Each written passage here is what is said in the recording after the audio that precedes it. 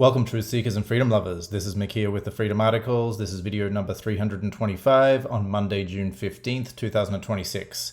So what does this latest Iran war MoU, Memorandum of Understanding, actually mean? And is it a real thing? We've had so many iterations of Trump claiming that a deal is just around the corner, only for it to fall through and for him to back down again.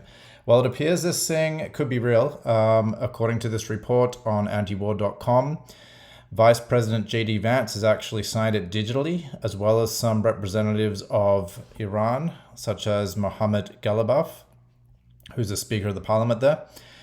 But we'll have to see what happens in the next few days. It's meant to be officially signed in Switzerland, Geneva, on this Friday. So it appears that this MoU, Memorandum of Understanding, has an immediate ceasefire and has multiple concessions to Iran and a path in 60 days to a permanent agreement. But since Israel is not bound by it, the question is, will it hold? Now, if you want to look at some of the details of it, we've got a couple of sources here that claim that they know what's in it, and we've got a source from Mehr news agency as well as Tasneem. But basically, it's saying that there's 14 clauses, and overall, these are definitely favorable to Iran. So we've got a permanent end of the war on all fronts, including Lebanon. That's a huge one. That's listed as number one. U.S. committing to non-interference in Iran's internal affairs and respect for Iran's sovereignty, something that the U.S. has had a great problem doing for literally decades. I think 1953. Number three, a complete lifting of the naval blockade within 30 days. The U.S. commitment to withdraw its forces from around Iran. Okay, that's a little bit vague there, probably deliberately so, but still, these are all in Iran's favor so far. Reopening of the Strait of Hormuz within 30 days under Iranian arrangements. So, again, this is for the good of the whole world, but notice this last prepositional phrase here, under Iranian arrangements, means that Iran's still going to have control of it with Oman. They want to share the control of that and have some kind of toll system or fee system because it is their territorial waters, Oman's and Iran's. So that's interesting. Number six, suspension of sanctions on the sale of oil, petrochemical products, derivatives, full access of Iran to its financial resources. That's huge. That is a massive concession to Iran. Number seven, the necessity for the U.S. and its allies to present reconstruction plans for Iran amounting to at least $300 billion. So this is what they were wanting. They were wanting war reparations, and here we go. Again, it's the wording is a little tricky because it does say present reconstruction plans. So is there wiggle room for the U.S. not to pay up there? But $300 billion, it's a lot of money. 60 days of negotiations to reach a final agreement based on nuclear issues. Okay, so this is a good one. I mean, a lot of the world and the US have been pushing for this, but Iran was always in agreement with this and always wanted to have some agreement around the nuclear issue because they've consistently stated that they're not trying to develop a nuclear weapon. So it's a concession in a sense, but it's always what they wanted. Reiteration of Iran's commitment under the NPT treaty not to produce nuclear weapons. Again, that they've always been in alignment with this. During the negotiation period, the US has committed not to add forces into the region and not to impose new sanctions. So again, we've got two things that Iran has to do, but we're back to the stuff that the US has to concede on. Number 11, release of $24 billion of Iran's blocked funds during the 60-day final negotiation period. Half of this must be made available to Iran before the start of negotiations. Again, a big one in Iran's favor. Formation of a supervisory mechanism to implement the agreement. Yeah, it's got to be enforced, and I would say that this is also in Iran's favor because it's been the US and Israel that have been breaking previous ceasefires. The final agreement will be approved by UN Security Council, so bringing the UN into this. And then finally, 14, final negotiations will not begin before the release of half of Iran's blocked funds, suspension of Iran's oil sanctions, lifting the naval blockade, and so on. So basically, they're like, we're not going to continue, with any of this stuff unless the US steps up and actually follows through on its word. So this is incredibly, I would say, in Iran's favor overall. So I hope this holds and this is good.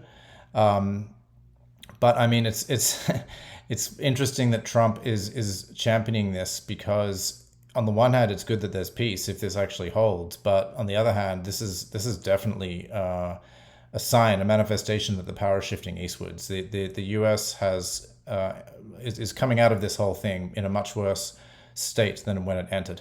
There's no doubt about that. With all the military equipment it's lost and the bases that have been destroyed.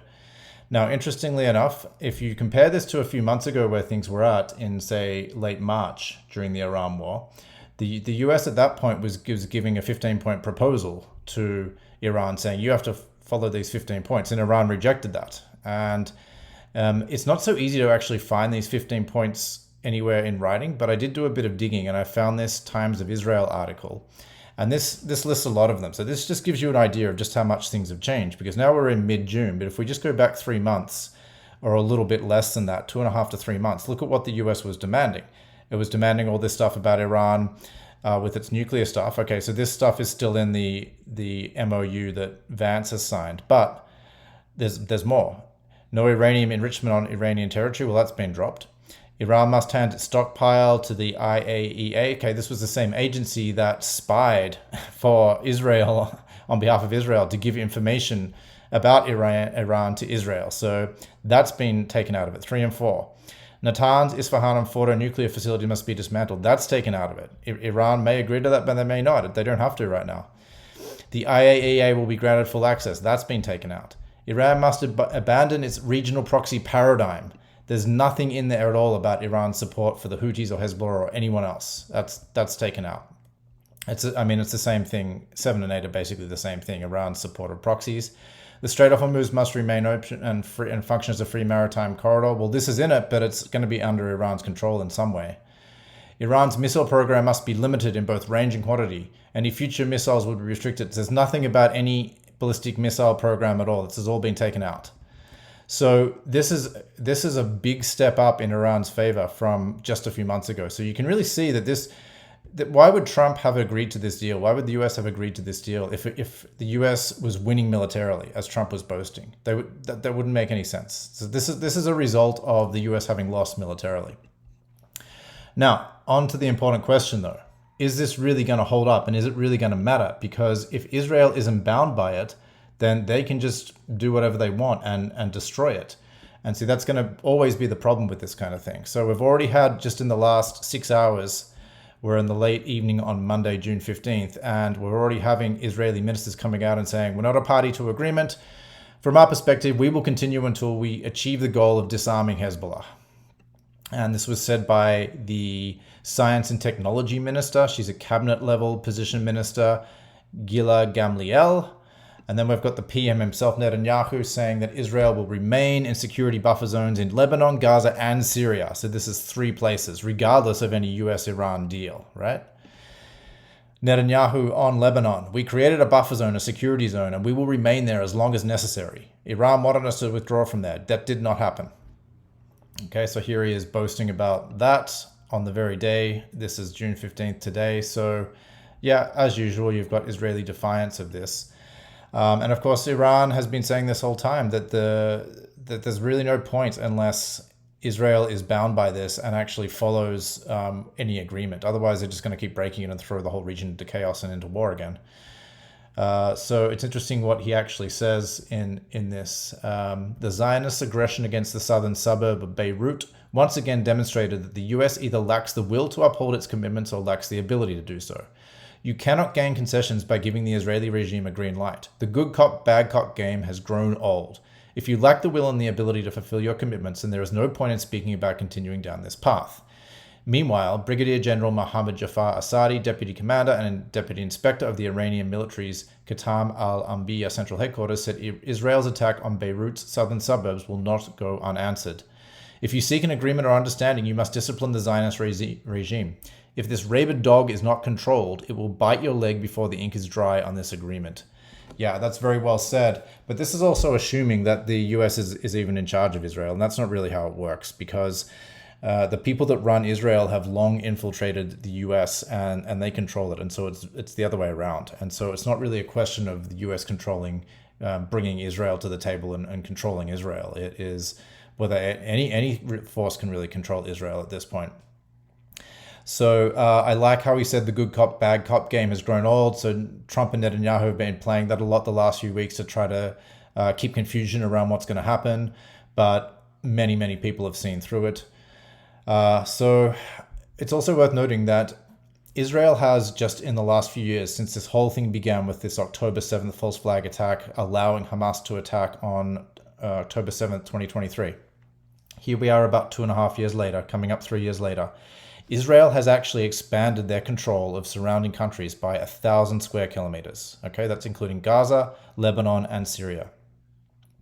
So I was just speaking a few minutes ago about Netanyahu. He keeps calling it buffer zones. But really, a more honest and accurate way to talk about this is the Greater Israel Project as we see unfolding before our very eyes.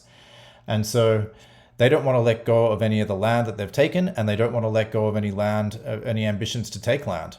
And so it's going to be very difficult to get them to bring them into this agreement, to get them to stop attacking Lebanon right now, because that's their current thing. But they're also continuing to take parts more and more of Gaza. They're pushing that so-called yellow line, more and more towards the sea. So they're squashing all the people in there into even less and less space. And they already were like very, very densely populated. This is still going on.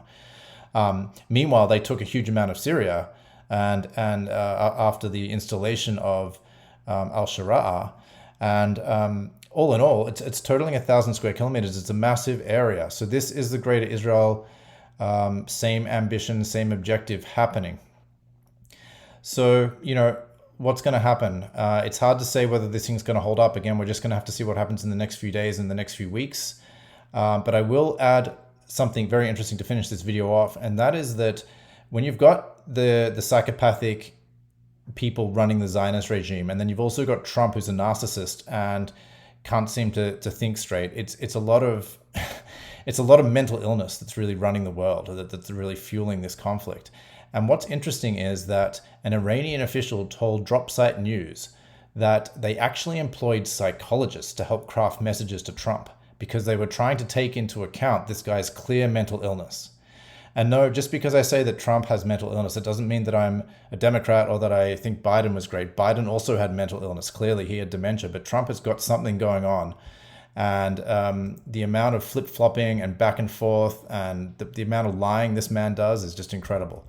But look what the Iranian official said. We added 2 senior psychologists to the negotiations advisory circle so that we could shape messages intended for President Trump from the perspective of managing what we regard as psychopathic behavior pattern. He said the psychologists began assisting Iranian negotiators following the initial round of bilateral talks in Islamabad in April. Trump's reactions have improved noticeably since we began incorporating the recommendations of these advisors into our messages and written communications. That's a rather staggering observation, okay? And yes, they do call it psychopathic, because that is really what is going on here at the top of the Israeli and US governments. I'm going to leave it there. As always, don't take my word for it. Do your own research. Please leave your comments, and all links are placed in the show notes below every time. If you like this video and feel that I've earned it, please like, share, subscribe, and follow. My work is on Rumble, BitChute, Odysee, Brighteon, Substack, YouTube, and thefreedomarticles.com.